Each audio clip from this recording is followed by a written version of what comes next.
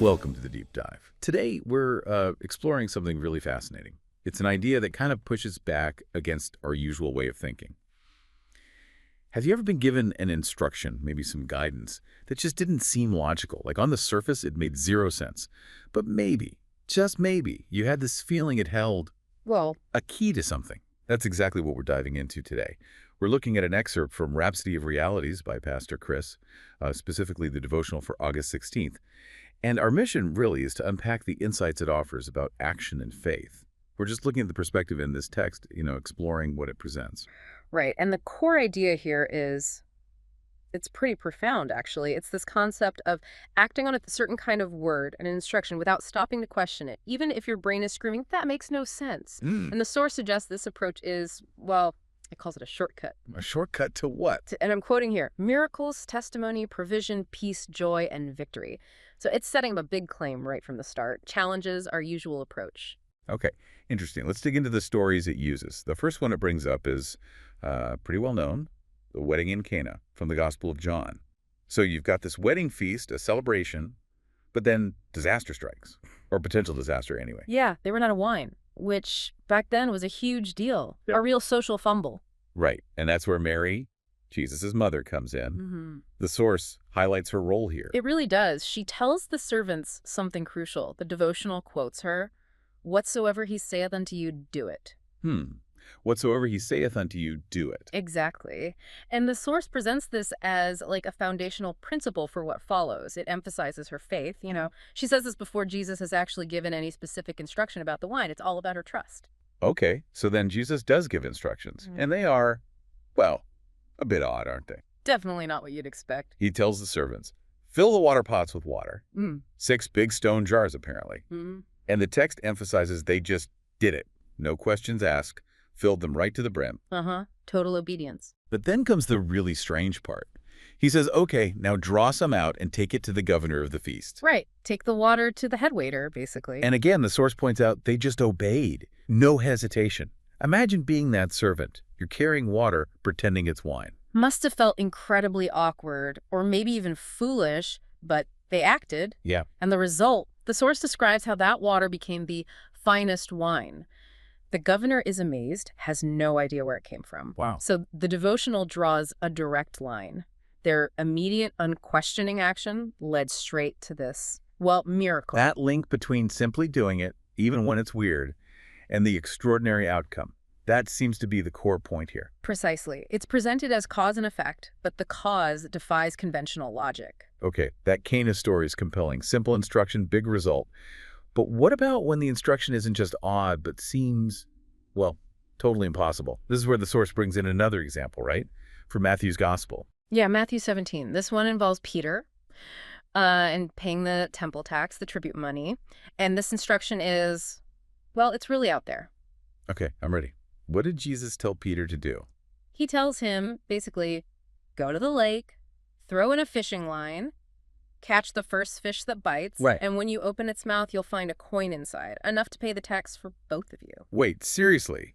Catch a fish with money in its mouth. That's the instruction. And the source makes a big deal about Peter's reaction, or rather his lack of negative reaction. What do you mean? It says he didn't argue. He didn't say, but master, that's impossible, or how could that even work? He didn't try to rationalize it? Nope. The text emphasizes he simply acted in faith. He just went and did it, despite how absolutely counterintuitive it must have sounded. No logical processing, just action. That's something else. Acting without trying to figure it out first. Exactly. It highlights this idea of bypassing the rational mind when faced with this specific kind of instruction. And did it work? Did he actually find the coin? Yes. Just as the master had said, there was a coin in the mouth of the first fish Peter caught.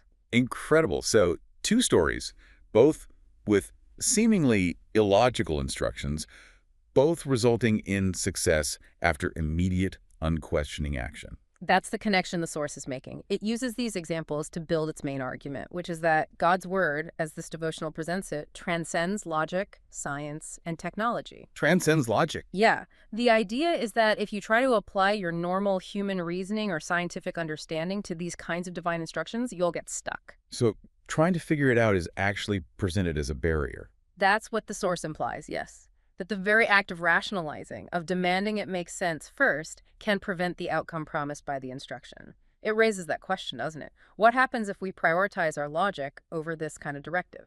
Hmm. Okay, so let's bring this home. What did the devotional say this means for you listening? Hmm. The source puts it pretty directly.